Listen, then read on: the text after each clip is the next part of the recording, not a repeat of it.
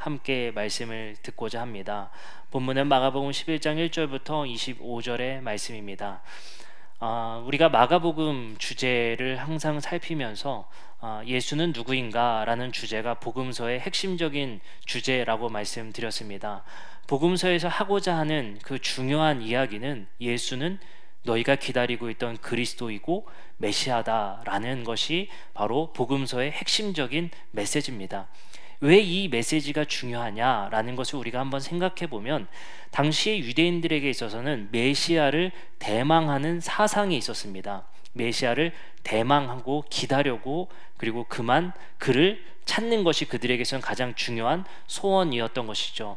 왜 그들에게 있어서 메시아가 중요하냐라는 질문부터 먼저 시작해 보도록 하겠습니다.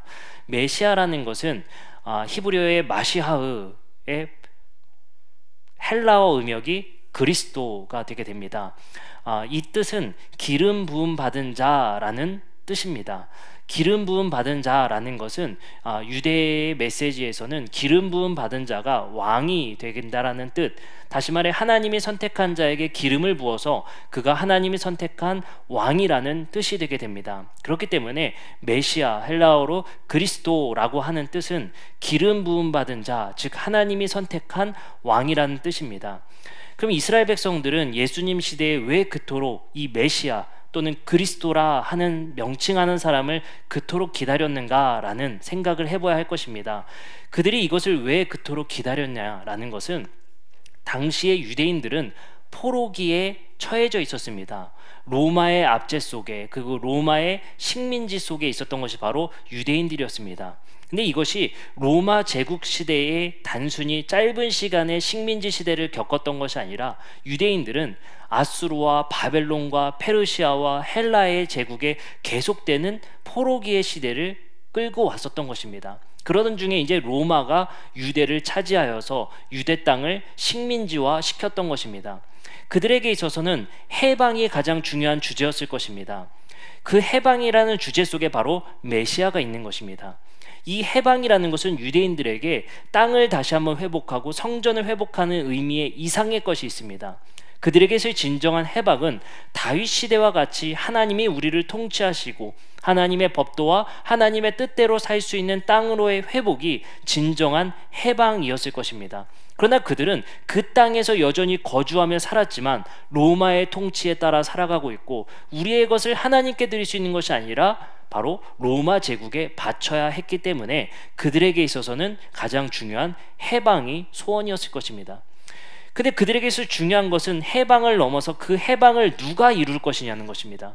다시 말해, 하나님의 통치가 다시 한번 이 땅에 어떻게 도래하게 되고, 하나님이 다스리는 다윗 시대의 그 나라가 어떻게 도래할 것이냐라는 것입니다.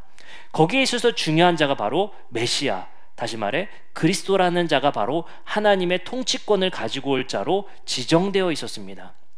그렇기 때문에 유대인들에게 있어서는 자신들에게 해방을 가져다 줄 그 그리스도가 누구냐라는 게 가장 큰 쟁점이었습니다. 그렇기 때문에 복음서에서는 하나님이 보내신, 다시 말해 기름 부음 받은 그 메시아가 또는 그리스도가 예수다라는 것을 가르치는 책이라는 것이 그래서 중요한 것입니다. 예수는 이 땅에 와서 때가 찼다, 하나님의 나라가 가까이 왔다, 그러니 너희는 회개하고 복음을 믿으라 라는 선포를 합니다.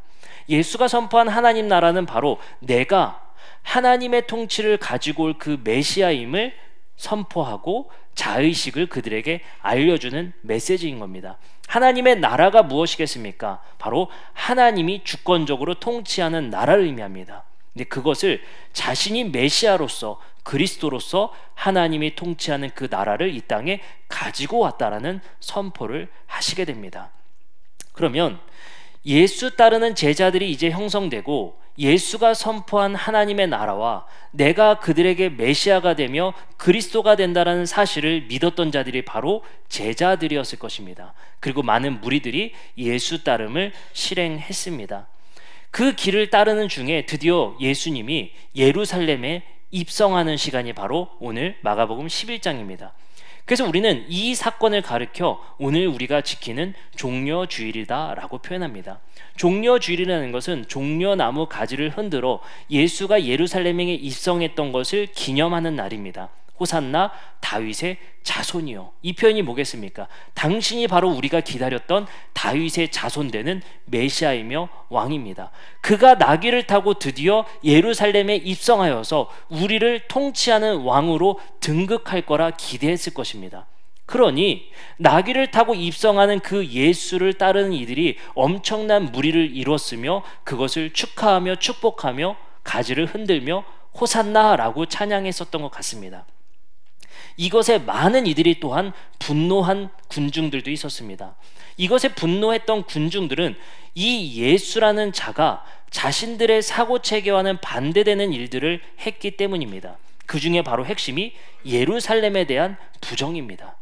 놀랍게도 많은 사람들이 예수를 따름에도 불구하고 많은 사람들은 예수를 거절했습니다. 왜냐하면 예수가 자신들의 기득권에 위협이 되었기 때문입니다. 이 두 군중이라는 프레임 안에서 오늘 말씀을 들어보고자 합니다. 오늘 말씀에서는 예수가 나귀를 타고 예루살렘 성에 입성하는 장면을 우리는 목격하게 됩니다. 그리고 그 다음 말씀이 예수님이 시장하셔서 무화과 나무를 보셨는데 무화과 나무에 따먹을 것이 없어서 그 무화과 나무를 저주하십니다.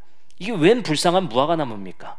그리고 나서는 이제 성전에서 장사하는 이들을 뒤엎으시고 성전에 대한 메시지를 전하십니다.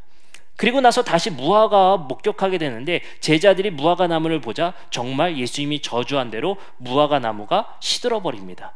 그 사건이 무화과 나무라는 그 사건의 샌드위치로 두 사건이 있습니다. 순서를 잘 보세요. 종려나무 흔들며 예루살렘에 입성한 이야기, 무화과 나무를 저주한 이야기, 성전에서 장사한 이를 뒤엎으신 이야기, 그리고 무화과 나무가 실제로 저주받아 시들어버린 이야기, 이렇게 이야기가 구성되어 있다는 것입니다. 그럼 이 이야기를 우리가 한번 살펴봤으면 좋겠습니다. 예수님이 예루살렘에 입성했을 때에 예루살렘에 기득권자들이 있었습니다. 그들이 당대에 가지고 있던 신학적 사상을 생각해 보면 요세푸스라는 역사가는 이렇게 기록합니다. 하나님은 나라들을 순시하며 나라마다 번갈아 제국의 권력을 주셨는데 이제 로마에 머무신다 라고 얘기를 합니다. 이 요세푸스라는 역사가의 사상에는, 신학에는 이런 것이 있습니다. 하나님은 나라들을 순시하며 나라마다 번갈아 제국의 권력을 주셨다는 겁니다. 근데 이제 그 권력이 로마에게 주어졌다는 것입니다. 이 메시지 속에서 요세푸스의 중요한 신학 한 가지를 알 수 있고 유대인들 기득권자들의 신학을 알 수 있습니다. 그 말이 무엇이냐? 바로 하나님이 로마에게 통치권을 주었으니 우리는 로마에 순응해야 된다는 입장이 예루살렘 기득권자들의 바로 신학이자 생각이었습니다. 아마도 예수님이 예루살렘으로 입성하는 이 장면과 성전을 거절하시고 장사하는 자를 뒤엎었던 것은 이러한 사고체계에 대한 저항이자 시위였을 것이다 라고 생각하는 것입니다. 예수님은 이러한 신학에 반대하셨고 이러한 순응에 예수는 반대했다는 것입니다. 오늘 예수님께서 나귀를 타고 들어가셔서 입성하신 장면은 사실상 짜여진 각본입니다. 짜여진 각본이라는 것은 예수님이 의도하셨고 그 일을 행하고자 꽤 많은 노력과 생각하셨다는 것을 알 수 있습니다. 왜냐하면 나귀 타고 입성하는 그 장면은 예언서에 나와 있는 스가랴서 9장 9절부터 10절에 나와 있는 예언의 말씀을 재현한 사건이기 때문입니다. 그 말씀을 읽어보겠습니다. 도성 시온아 크게 기뻐하여라. 도성 예루살렘아 환성을 울려라. 내 왕이 내게로 오신다. 그의 공의로우신 왕 구원을 베푸시는 왕이시니이다. 그는 온순하셔서 나귀 곧 나귀 새끼인 어린 나귀를 타고 오신다. 내가 에브라임의 병거를 없애고 예루살렘에서 군마를 없애며 전쟁할 때에 쓰는 활도 꺾으려 한다. 그 왕은 이방 민족에게서 평화를 선포할 것이며 그의 다스림이 이 바다에서 저 바다까지 유프라데스 강에서 땅끝까지 이를 것이다 라는 예언이 있습니다. 바로 하나님의 통치가 이 땅에 도래하게 되면 군마도 필요 없고 활도 꺾어버리시며 병거도 없애버리는 평화의 시대가 도래할 것이라는 겁니다. 근데 이 평화를 가지고 올 자가 스가랴서의 나귀를 탄 자라고 얘기를 하는 겁니다. 구원을 베푸시는 왕은 나귀 곧 나귀 새끼인 어린 나귀를 타고 오신다라는 예언이 스가랴서에 있고 예수님은 이 말씀을 너무 잘 알았던 것입니다. 이 메시지는 매우 역설적인 메시지입니다. 로마 제국은 칼로 세상에 평화를 준다라는 사고 체계를 가지고 있었고, 자신들에게 굴복하면 평화와 안전을 제공한다는 것이 로마 체계의 핵심이었습니다. 그것을 우리는 팍스 로마나, 로마가 평화를 준다라는 메시지가 로마의 핵심 체계였습니다. 근데 그들이 주는 평화는 바로 무기에 있고 병거에 있고 전쟁에 있었습니다. 자신들의 전쟁에 항복하지 않으면 그들에게서는 지옥을 맛보게 되는 것입니다. 근데 예수님은 놀랍게도 역설적이게도 로마의 기득권 세력과 결탁되어 있는 예루살렘에 입성할 때의 스가랴서의 그 말씀대로 나귀를 타고 평화적인 방법으로 입성하십니다. 바로 이 장면은 병거와 말과 군마로 상징되어지는 로마에 바로 대응되는 예수님의 사건이자 예수님의 행동이었습니다. 이 사건을 통해서 예수님은 그들에게 어떤 메시지와 어떤 상징을 전하고자 했는지를 생각해 보아야 할 것입니다. 로마가 전쟁을 통해 이 땅에 평화를 가져온다면 자신은 그러한 폭력이 아니라 폭력에 쓰이는 도구가 아닌 나귀를 통해 이 땅에 평화를 가져온다는 것입니다. 그것이 바로 예수님이 예루살렘에 던지고자 하는 메시지였자 예수님의 행동이었습니다. 두 번째 사건입니다. 성전 정화 사건입니다. 예수님은 그곳에서 돈 바꾸시는 자들과 상과 비둘기 파는 것을 둘러 엎으시며 그 안에서 예수님은 저항하시고 시위하십니다. 이 말씀도 잘 짜여진 각본의 하나입니다. 예레미야서 7장 9절부터 11절에 있는 내용입니다. 너희가 도둑질하며 살인하며 간음하며 거짓 맹세하며 바알에게 분향하며 너희가 알지 못하는 다른 신들을 따르면서 내 이름을 일컫는 바는 이 집에 들어와서 내 앞에 서서 말하기를 우리가 구원을 얻었나이다 하느냐. 이는 이 모든 가증한 일을 행하려 함이로다. 내 이름으로 일컫는 바는 이 집이 너희 눈에는 도둑의 소굴로 보이느냐. 보라, 나 곧 내가 그것을 보았노라. 여호와의 말씀이니라. 분명히 예수님의 메시지는 예레미야서 7장 9절부터 11절을 배경으로 예수님이 하신 행동입니다. 놀랍게도 유대인들은 스가랴 말씀을 잘 알았을 것이며 그 기득권자들은 이 예레미야서 7장 9절부터 11절의 메시지를 누구보다 잘 알았을 것입니다. 그것을 잘 아는 이들에게 예수님은 이것을 도둑의 소굴로 보이느냐라고 그들을 정죄하시며 예레미야서 7장 9절의 11절의 행동을 이곳에서 시위하십니다. 이 두 가지의 시위는 로마 제국에 시위하시며 로마 제국과 결탁한 제사장들에게 예수님은 항의하고 계시는 것입니다. 이 두 번의 시위는 제국의 폭력과 종교의 권력의 결탁에 대항으로서 예수님의 행동이었습니다. 그리고 이 행동 뒤에는 많은 군중들이 있었습니다. 이것을 여러분들 좋아했을까요? 싫어했을까요? 이 행동을 속 시원하다 했을 겁니다. 잘했다 했을 겁니다. 저놈들 저렇게 예를 들면 친일을 하더니 우리의 예수가 그것을 예언서의 말씀으로 비꼬듯이 그들을 이야기했으니 속 시원하다 했을 겁니다. 열광했을 겁니다. 마가복음 12장 37절의 말씀을 보면 그 군중들의 심리를 알 수가 있습니다. 다윗이 그리스도를 주라 하였은즉 어찌 그의 자손이 되겠느냐 하시니 많은 사람들이 즐겁게 듣고 있습니다. 이 즐겁게 듣다는 것은 예수님의 이 메시지의 희화성을 동의하면서 즐겁게 듣는 것입니다. 12장 12절에 이렇게 말합니다. 그들이 예수의 비유가 자기들을 가리켜 말씀하신 줄을 알고 잡고자 하되 무리를 두려워하여 예수를 두고 가니라. 예수를 잡고자 하는 이들, 이러한 예수의 시위와 항의에 분노했던 자들도 무리들의 그 열광에 두려워서 예수 잡기를 포기한다라는 내용이 나오게 됩니다. 아마도 제 생각으로는 꽤 부담이 되었을 겁니다. 왜냐하면 그 전에 한 사건이 있기 때문입니다. 세례 요한을 죽였을 때에 많은 군중들이 그것에 저항했기 때문입니다. 그 사건을 기점으로 예수까지 죽인다면 자기들에게 밀란이 일어날까 걱정했을 것입니다. 그 마음이 마가복음 14장 1절부터 2절에 나옵니다. 이렇게 말합니다. 이틀이 지나면 유월절과 무교절이라 대제사장들과 서기관들이 예수를 흉계로 잡아 죽일 방도를 구하며 이르되 밀란이 날까 하노니 명절에는 하지 말자. 그만큼 이 시위와 항의에 많은 이들이 동조했고 즐거워했습니다. 그리고 그러한 예수를 잡아 죽인다면 밀란이 날까 군중들이, 제사장들이 두려워했다는 내용이 나오고 있습니다. 그러나 14장 1절부터 2절에 나와 있던 이 말씀과 다르게 한 장 넘어가면 15장에 돌변한 군중들이 등장합니다. 이러한 말씀인 거죠.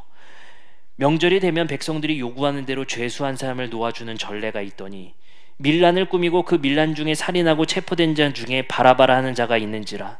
무리가 나아가서 전례대로 하여 주기를 요구한대 빌라도가 대답하여 이르되 너희는 내가 유대인의 왕을 너에게 놓아주기를 원하느냐 하니 이는 그가 대제사장들이 시기로 예수를 넘겨준 줄 알미더라. 그러나 대제사장들이 무리를 충동하여 도리어 바라바를 놓아달라 하게 하니 빌라도가 또 대답하여 이르되 그러면 너희가 유대의 왕이라 하는 이를 내가 어떻게 하랴.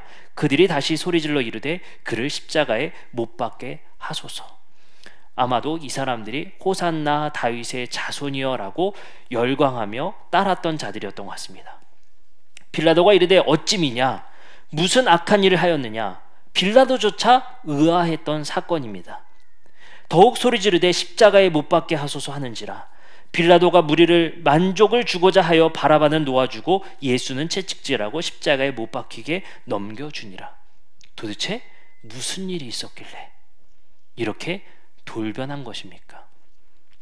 예수님의 두 가지의 시위와 항의 사건, 그것은 예언서를 기반으로 이 종교와 결탁한 종교 세력에 항의했고 로마 제국에 시위했던 사건입니다.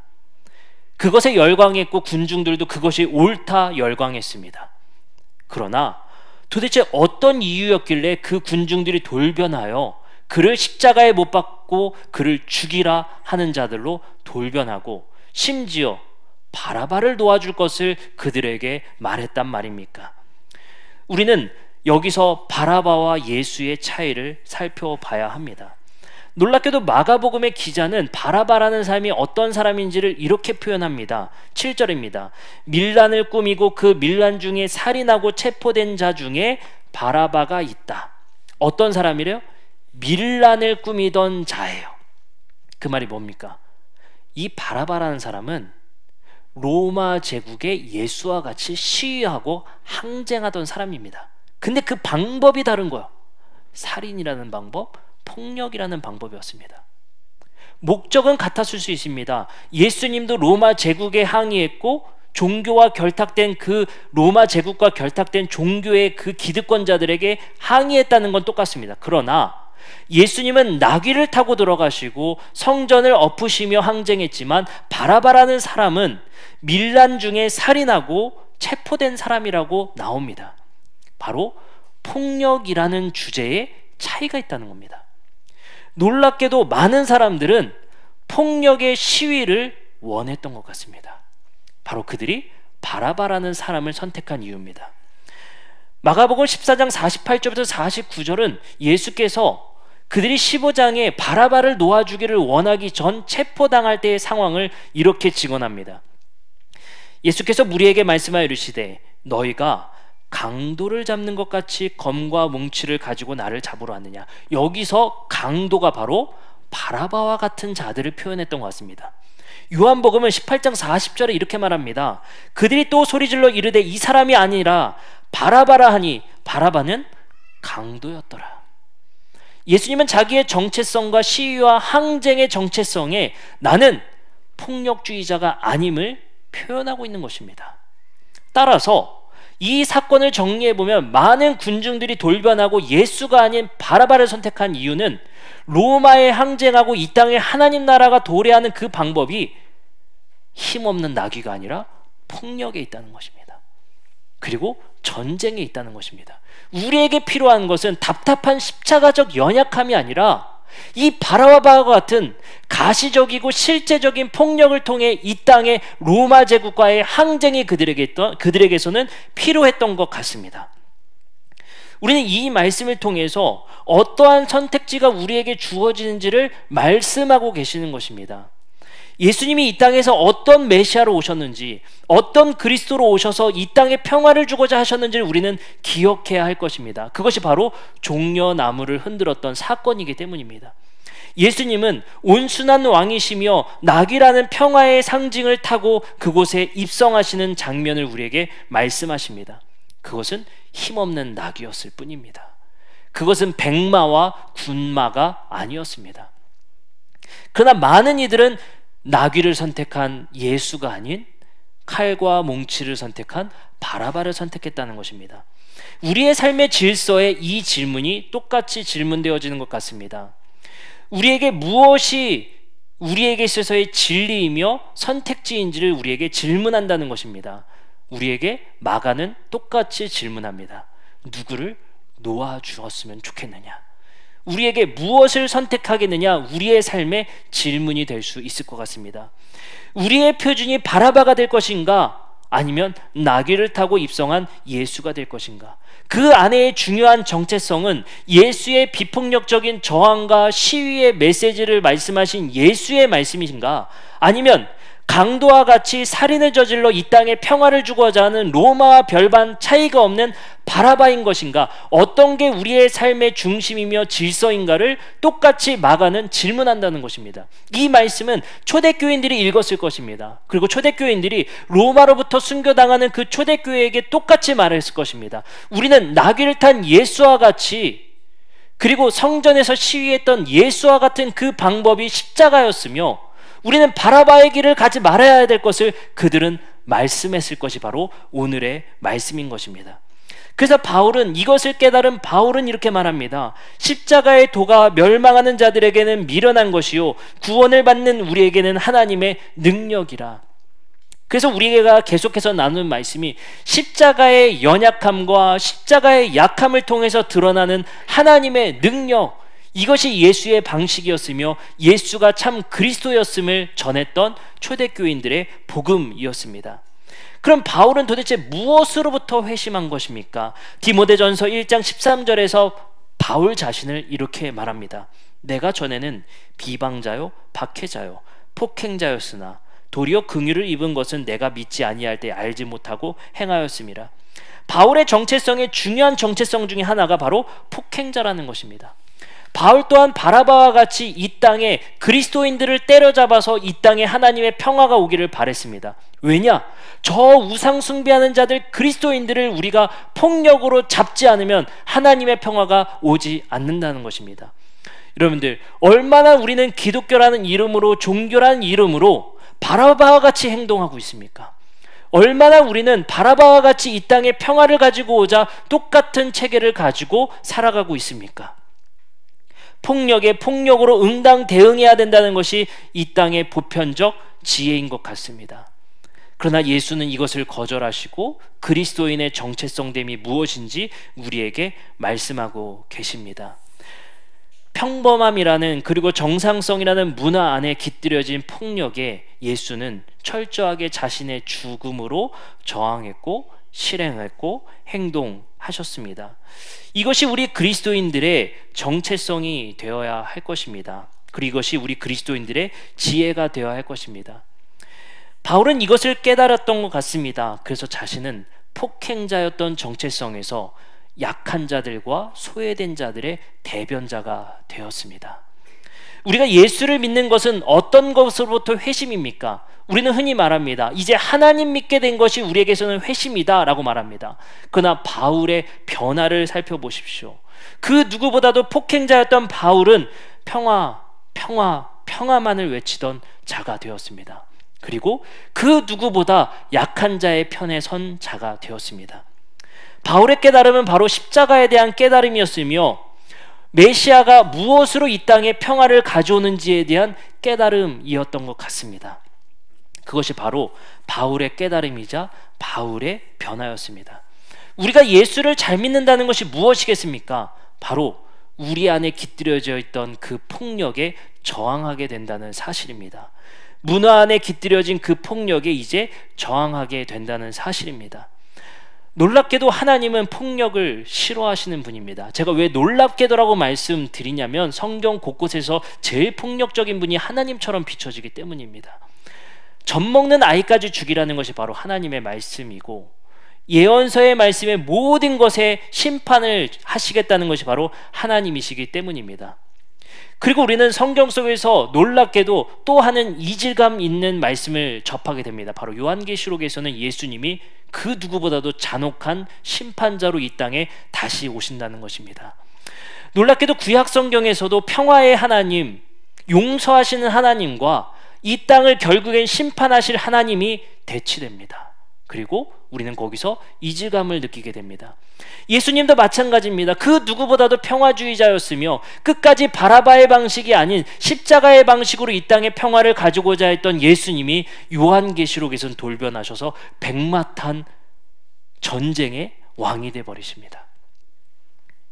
우리는 이 차이점을 통해서 우리 안에 꽤 내적 곤란함과 혼란을 겪게 됩니다. 왜 그럴까요? 왜 그럴까요? 배경을 생각해 봐야 될 것 같습니다. 아마도 계시록과 예언서들의 말씀은 그 어떤 때보다 폭력과 압제를 당했던 그리스도인들과 유대인들의 배경 속에서 쓰여진 글들입니다. 그렇기 때문에 아마도 자신들의 폭력을 당하는 것에 복수만을 생각했던 것이 그들에게 가득했던 세계관이었을 것 같습니다. 그리고 그 하나님이 우리를 반드시 승리케 할 것이며 복수하신다라는 생각이 가득했을 것 같습니다. 근데 놀랍게도 많은 그리스도인들이 복음서에서의 예수의 시위와 항의와 십자가의 평화를 생각하기보다는 요한계시록에서의 예수만을 그리는 것 같습니다. 결국에 저 원수들을 꺾을 것이다. 그래서 우리는, 저도 항상 이런 말을 자주 합니다. 이거 예수님 오셔야 끝난다. 그런 악과 폭력이 이 땅에 너무나도 많기 때문에 원수 사랑이라는 낭만은 우리에게 없습니다. 그 원수들 좀 어떻게 좀 했으면 좋겠습니다. 하나님이 그들 좀 어떻게 지옥 유황불에 넣었으면 좋겠습니다. 그것이 우리에게 속 시원한 대답일 것 같습니다. 하지만 놀랍게도 우리의 기대와는 다르게 예수님의 항쟁과 시위의 방법은 복음서에서 증언하는 예수님은 바로 바라바와는 다른 방식을 고수했던 예수님이라는 사실입니다. 창세기 4장 7절에는 하나님께서 우리 인간의 가능성을 이렇게 말씀하십니다. 가인에게 하신 말씀입니다. 내가 올바른 일을 하였다면 어찌하여 얼굴빛이 달라지겠느냐. 내가 올바르지 못한 일을 하였으니 죄가 너희 문에 도사리에 앉아서 너를 지배하려고 한다. 여기서 중요합니다. 너는 그 죄를 잘 다스려야 한다. 우리는 때로는 이 폭력성에 어쩔 수 없다 얘기합니다. 사람이 모이는 곳이니 어쩔 수 없다라고 우리 스스로를 합리화시키는 데 이르렀던 것 같습니다. 그리고 거기서 우리는 더 나아가 포기하고 마는 것 같습니다. 근데 놀랍게도 성경에서는 우리에게 끊임없이 가능성을 제시합니다. 너는 그 죄를 잘 다스려야 한다. 하나님이 못하는 것을 우리에게 말씀하시는 것이 아니라 우리가 그 죄를 분명히, 그 가인의 폭력성이 저질러지기 전에 그것을 다스릴 수 있는 존재임을 우리에게 말씀하고 계신다라는 것입니다. 여기서 우리는 한 가지 고민되는 말씀, 그리고 생각을 해보게 됩니다. 죄를 다스리는 것은 무엇인가? 예수님이 우리에게 말씀하시고 하나님이 우리에게 일관되게 말씀하시는 그 폭력에 대한 거절, 그 폭력이 우리에게 들끓을 때, 그리고 폭력을 목격했을 때 우리는 어떻게 행동해야 되는가? 그것이 성경에서 하나님이 우리에게 계속해서 말씀하시는 질문입니다. 그 또 한 예가 무엇이겠습니까? 천사들이 아브라함을 방문했을 때와 그리고 그 나그네들이 소돔과 고모라를 방문했을 때 보십시오. 아브라함은 나아가서 그 사람들을 대접하고 환대합니다. 놀랍게도 한 쌍을 이루는 소돔과 고모라 땅은 그들을 폭행으로 저질러 버립니다. 그 두 가지 사건에 하나님은 어떤 교훈을 우리에게 말씀하고 계십니까?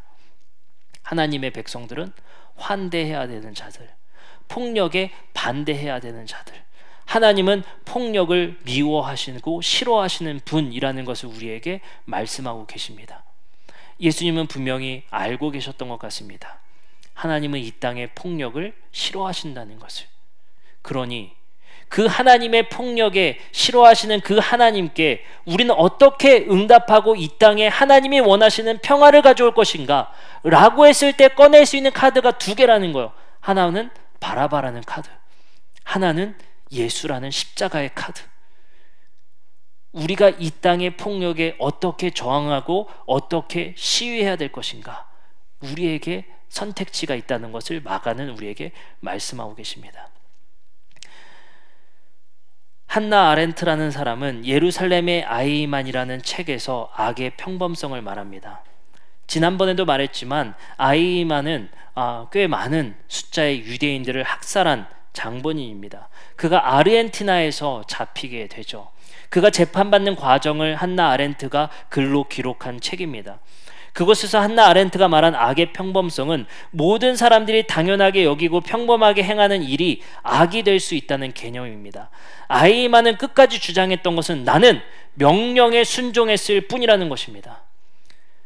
나는 나치에 순종했을 뿐이지 나는 그것에 대한 별 생각이 없었다는 것이 바로 아이만입니다. 자기는 톱니바퀴에 불과했다라는 주장입니다.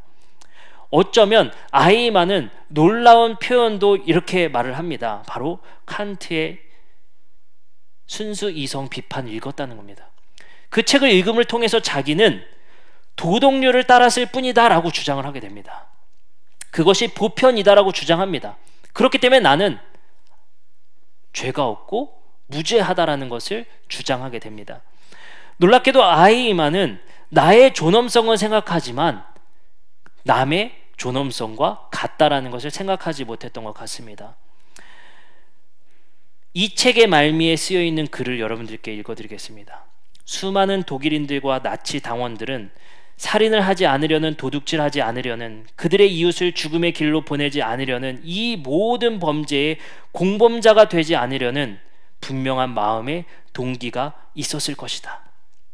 그러나 하나님, 그들은 그 동기를 저항해 버렸습니다. 이 책의 결론은 바로 사유하지 않고 생각하지 않으므로 악에 동조하는 것을 악의 평범성이라고 말을 하게 됩니다. 우리는 어떻습니까? 예수님이 이 땅에 오셔서 무엇에 저항하셨으며 무엇에 시위하셨으며 그리고 어떠한 방법으로 그것에 예수님은 항쟁하셨는지를 우리에게 말씀하고 계십니다. 바로 이것이 역설의 신비이자 십자가의 신비라는 것입니다.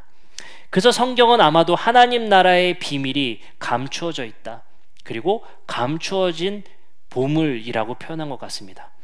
왜 이 진리가 우리에게 감춰져 있는지 아십니까? 아까 바울의 표현과 같이 십자가의 도가 멸망하는 자들에게 미련하게 비춰지는 바로 온순한 나귀의 행동과 같기 때문입니다. 이것이 바로 우리가 사는 이 세상에서의 역설의 신비를 예수님이 말씀하셨기 때문입니다. 그렇기 때문에 이 진리가 우리에게 썩 다가오지 않습니다. 그리고 갈라디아서 6장 16절은 과감하게 이렇게 말합니다. 이 표준을 따라 살은 사람들에게와 하나님의 백성 이스라엘에게 평화와 자비가 있기를 바랍니다. 여기서 뭐라고 말하냐면요, 이 표준을 따라 사는 사람, 이 표준이 바로 우리가 잘 아는 캐논입니다. 캐논이 뭡니까? 정경입니다. 바로 성경의 신비에 따라 사는 그 표준이라고 말합니다. 십자가의 역설적인 삶의 방식이 우리의 삶의 표준이 된 사람들, 사람들에겐 감춰져 있고 그것이 멸망하는 자에겐 미련하게 다가오는 그 십자가의 도가 표준이 된 사람들, 그것이 우리의 삶의 표준이 된 사람들이 바로 그리스도인이라고 말을 하는 것입니다. 우리는 이 말씀과 예수의 방식과 예수가 이 땅에서 무엇에 저항하고 무엇의 메시지를 던졌는지를 우리는 깊이 있게 고민해 봤으면 좋겠습니다. 오늘 말씀을 통해서 우리가 한번 생각해 보고자 하는 것들이 있습니다.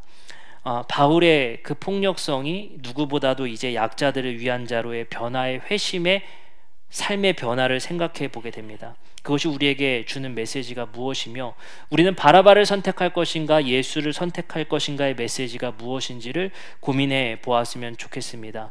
우리의 삶 속에 나의 폭력성이 끊어졌으면 좋겠습니다. 그것이 마치 아이만과 같이 나는 존엄하고 남은 존엄하지 못하다는 깨달음을 갖지 못하고 나는 이러한 세상에 그저 나는 순종했을 뿐이라는 평범성 안에서 우리가 저지르는 폭력에 대한 자각과 사유가 필요합니다. 그래서 그리스도인들은 고민해야 합니다.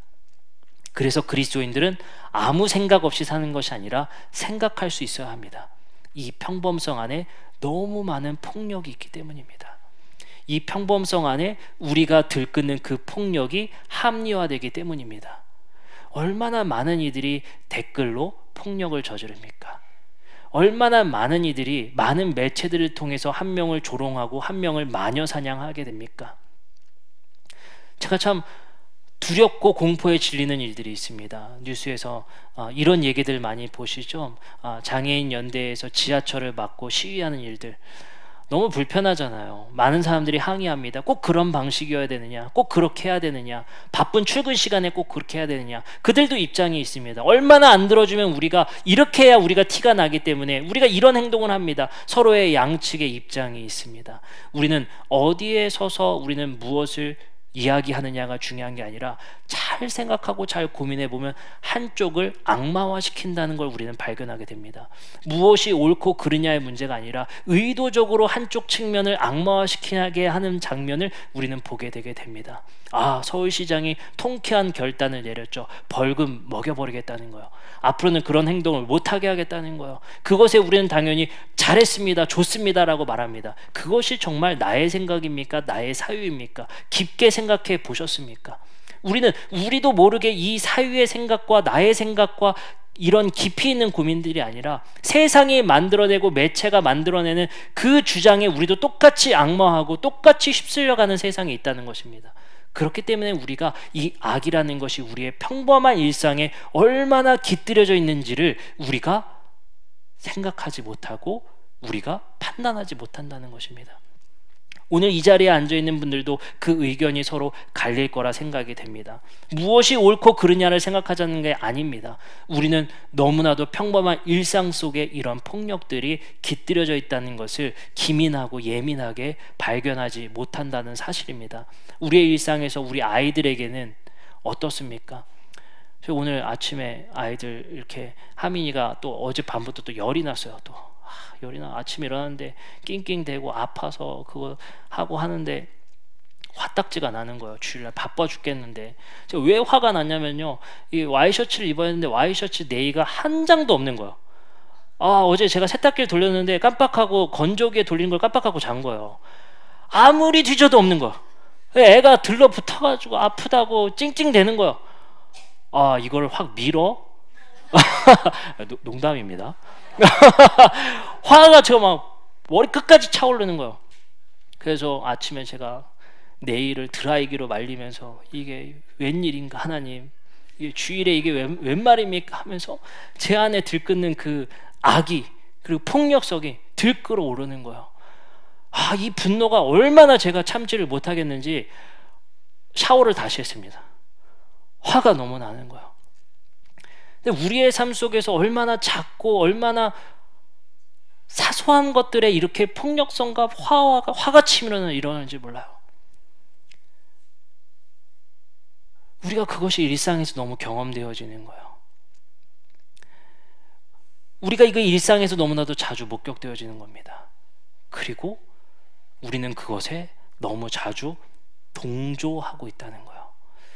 우리가 오늘 말씀을 통해서 우리 안에 들끓는 이 악과 하나님께서 우리에게 주신 그 가능성을 우리가 한번 묵상해 봤으면 좋겠습니다. 이 폭력성을 다스릴 수 있는 자입니다. 그리고 이 폭력에 동조하지 말라는 것이 바로 예수님의 말씀입니다. 여러분들, 우리가 어떤 표준을 가지고 살아야겠습니까? 바로 십자가의 도의 표준이 우리 그리스도인들의 표준 되기를 주님의 이름으로 축복합니다. 우리가 함께 찬양하고 함께 말씀을 가지고 기도하는 시간 갖도록 하겠습니다.